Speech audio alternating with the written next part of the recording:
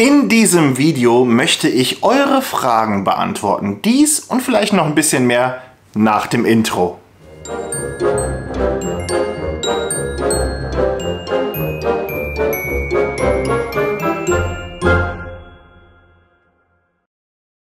Herzlich willkommen bei Frag mich was. Das soll die Rubrik hier auf meinem Kanal werden, wo ihr mir Fragen stellen könnt, ob bei YouTube, bei Instagram, bei Facebook, per E-Mail, ganz egal. Ich fordere euch auf, mir Fragen zu stellen und ich schaue, wie ich diese beantworten kann.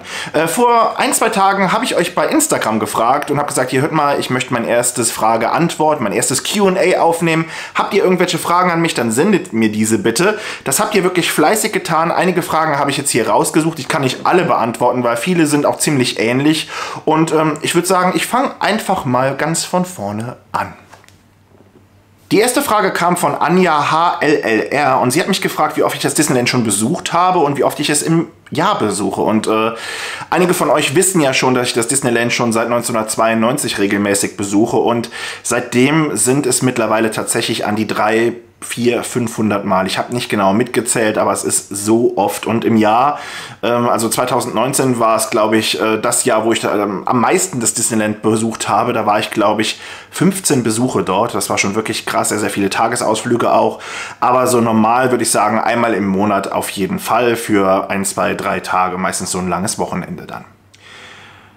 Die zweite Frage ist, hast du eine Infinity-Jahreskarte? Ja, ich habe eine Infinity-Jahreskarte, seitdem es die Infinity-Jahreskarten gibt. Und heute ist der 15. Juli. Seit heute sind die Jahrespässe auch im Disneyland wieder erhältlich. Also da waren wir ja alle schon so ein bisschen bang und in Sorge, dass es keine Jahrespässe mehr im Disneyland gibt. Aber die Sorge können wir uns jetzt nehmen. Es kann wieder gekauft werden und es kann auch verlängert werden. Es gibt da zwar so ein paar Änderungen, aber da schaut ihr vielleicht einfach mal in dem nächsten Video von Monimaus vorbei. Die wird euch das dann nochmal ganz genau erzählen. Die nächste Frage kam von Holificent und sie hat mich gefragt, wie bist du zur Disney-Liebe gekommen? Ja, das ist eine ganz interessante Frage und ich glaube, die können wir alle irgendwie gleich beantworten, weil Disney gehört eigentlich schon seitdem ich denken kann zu meinem Leben mit dazu.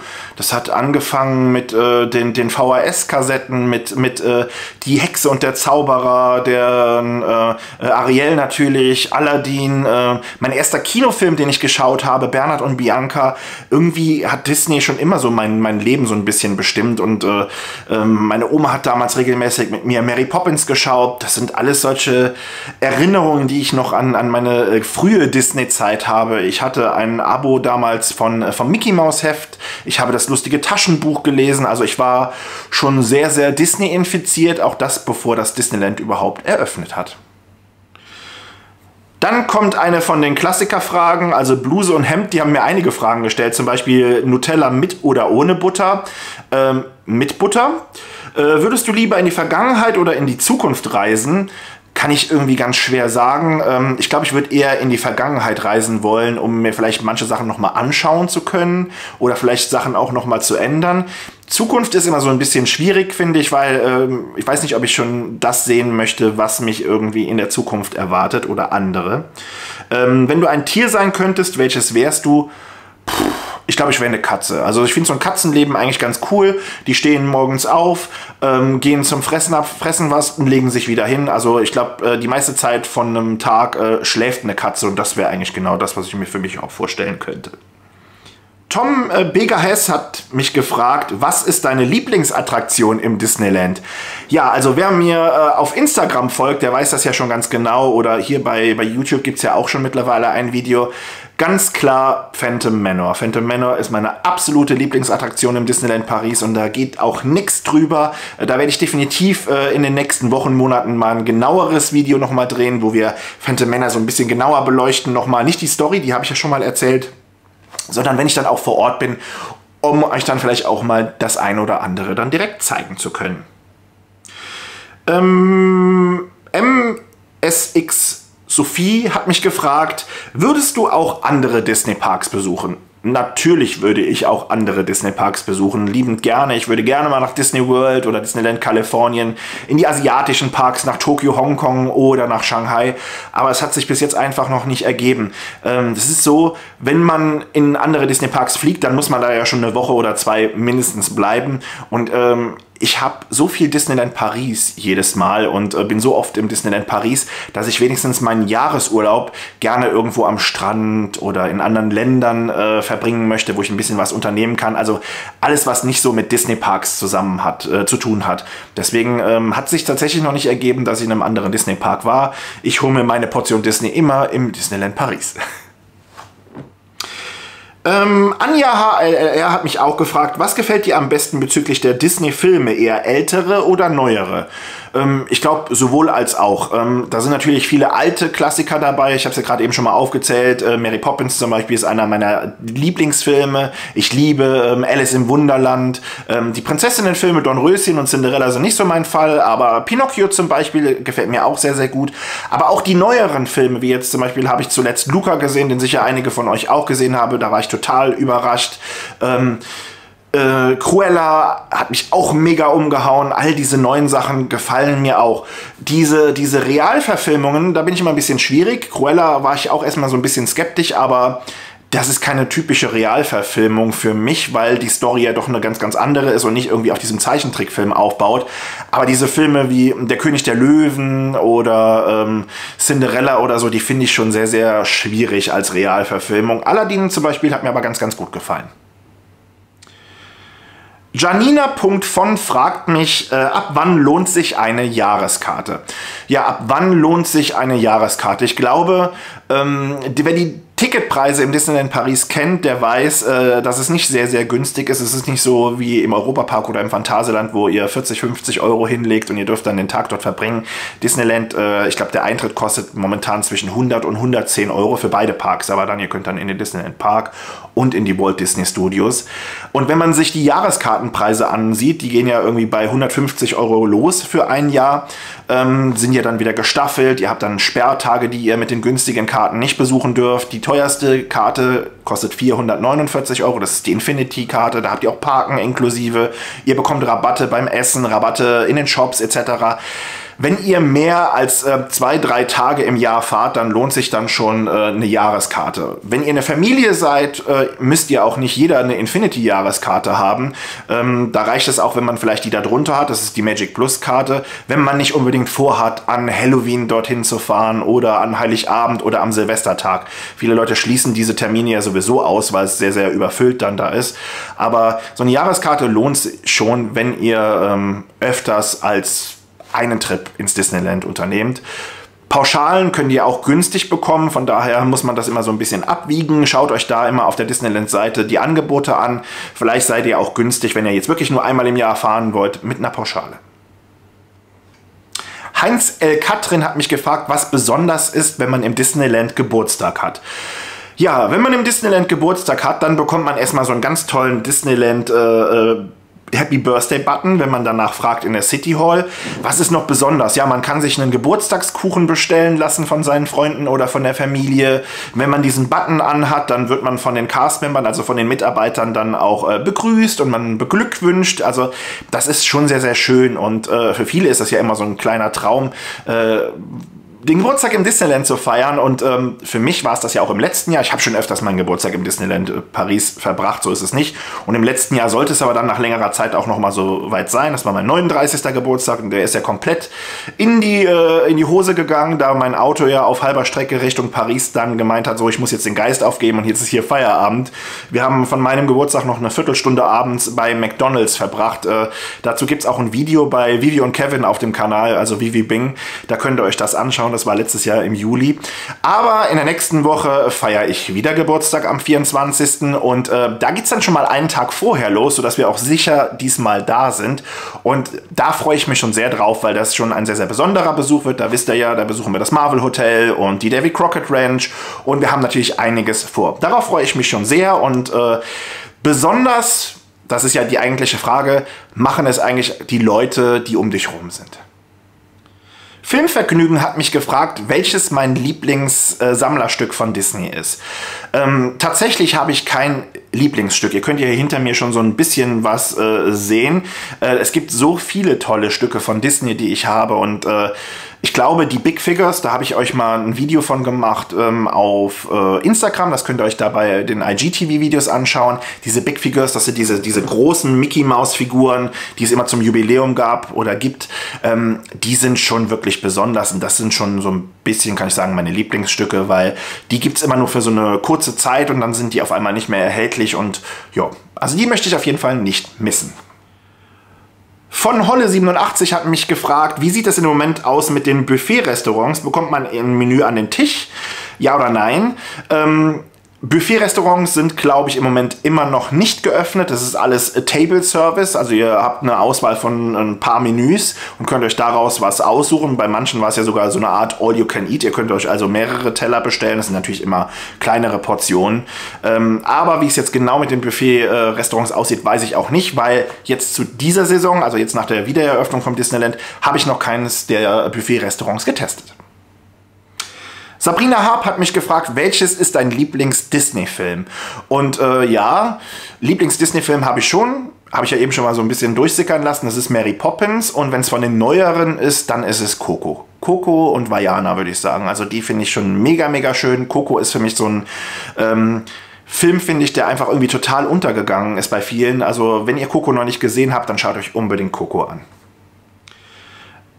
Ferek92 fragt, kann man im Disneyland in den Restaurants Komponenten von einem Gericht weglassen?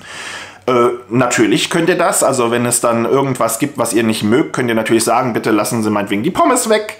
Aber die Garantie, dass sie wirklich nicht dabei sind, die habt ihr nicht. Das hatten wir auch schon öfters, dass es irgendwelche Sachen dann gab. Hier, ich mag keine Oliven oder ich mag dies und jenes nicht. Und es war dann trotzdem mit auf dem Teller. Ist natürlich blöd, aber ja gut, dann schiebt es man an die Seite oder man gibt es dann seinem Gegenüber, wenn er dann vielleicht Lust darauf hat. Aber ja, man kann auf jeden Fall sagen, nee, möchte ich nicht.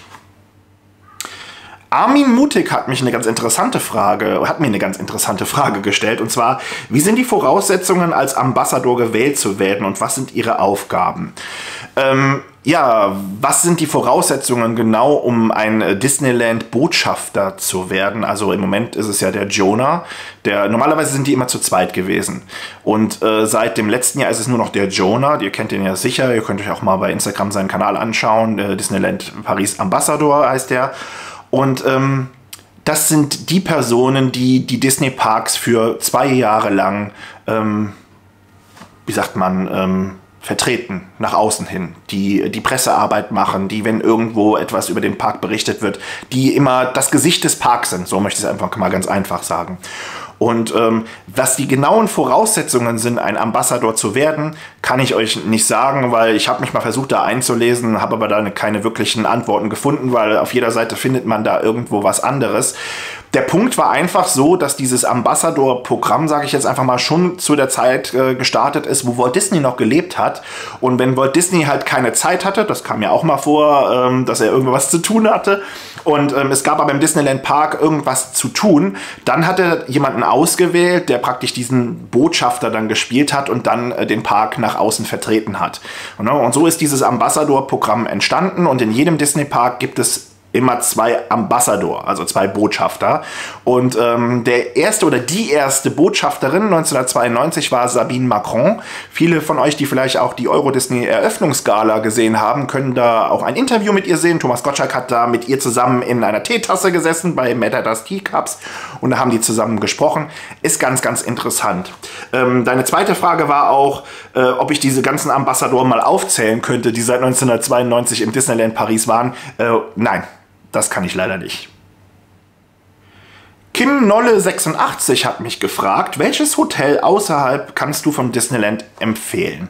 Ja, viele Leute sind ja so wie auch ich und übernachten gerne Offsite. Das bedeutet, ihr nehmt kein Disney-Hotel, also kein Newport, kein Santa Fe, kein Cheyenne etc., sondern ihr bucht ein Hotel außerhalb des Disney-Parks. Da gibt es ja die Partner-Hotels, das wäre zum Beispiel das Bed and Breakfast, was wir da haben, oder das Explorers, das Dream Castle.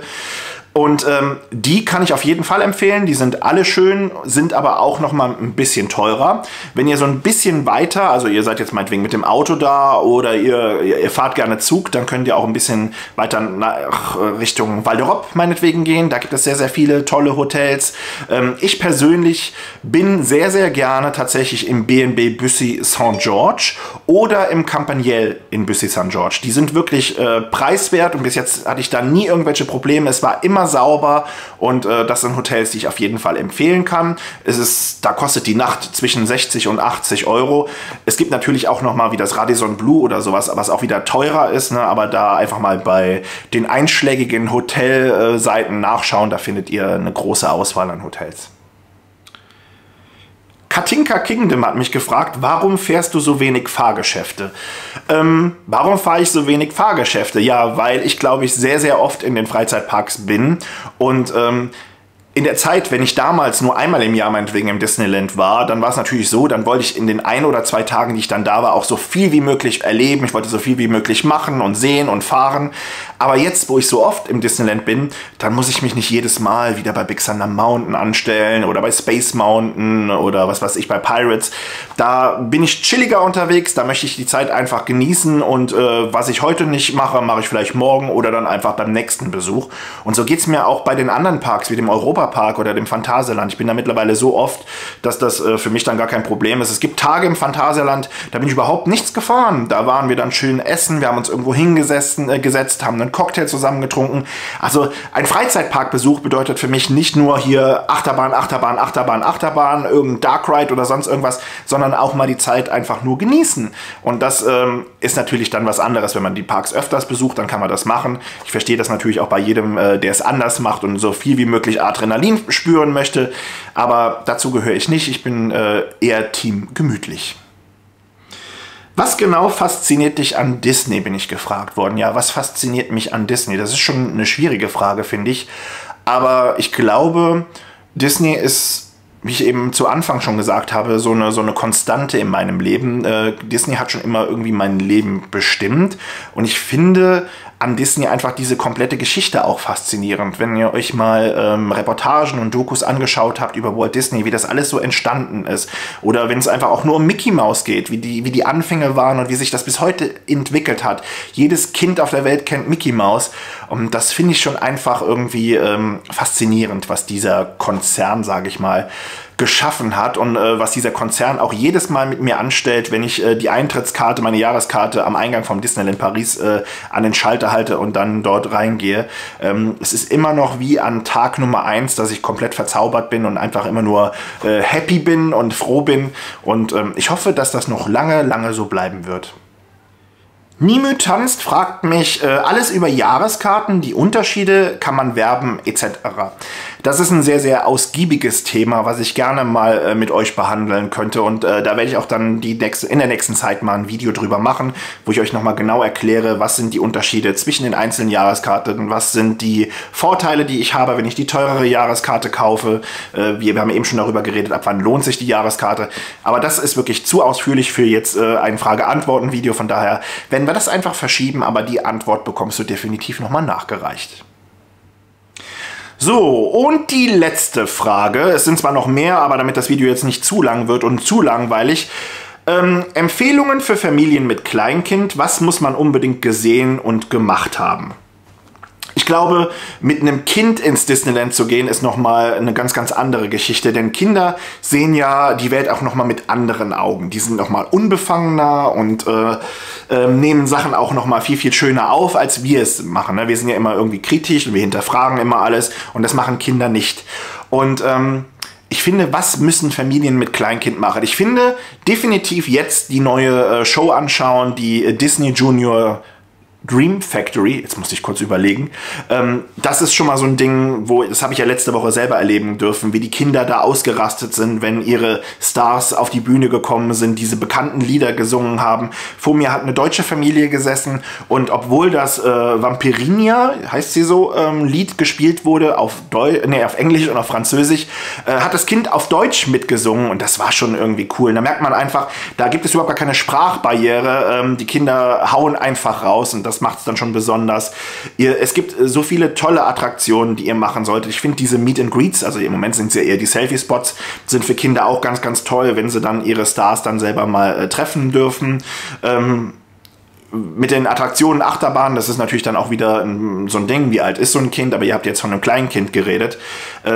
Ich finde Pferdekarussell, solche Sachen auch wie das Labyrinth, die Teetassen vielleicht sogar. Ne, es gibt so viele tolle Sachen, die man mit einem kleineren Kind schon machen kann.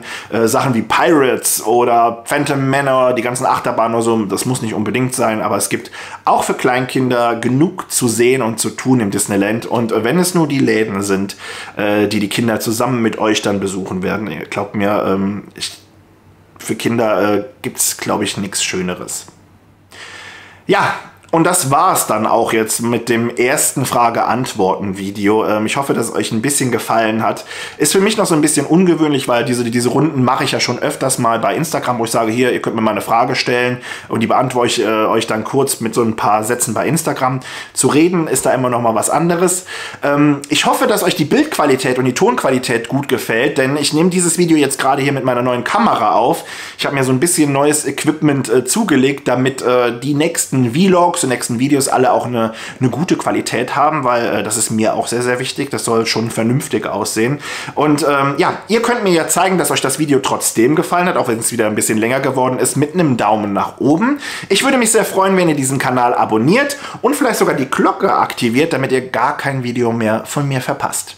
Ja, es gibt in nächster Zeit sehr, sehr viel zu sehen. Das kann ich euch jetzt schon versprechen. Ich werde sehr, sehr viel unterwegs sein. Es werden sehr, sehr viele tolle Sachen passieren, einzigartige Sachen, wo ich mich selber schon wahnsinnig drauf freue. Damit meine ich jetzt nicht das Marvel Hotel und auch nicht die Davy Crockett Ranch, denn auch in 2 Wochen passiert etwas richtig, richtig Cooles. Das kann ich jetzt schon mal anteasern. Ich würde mich freuen, wenn ihr mit dabei seid und ja, ich verspreche euch, wir sehen uns ganz, ganz bald wieder.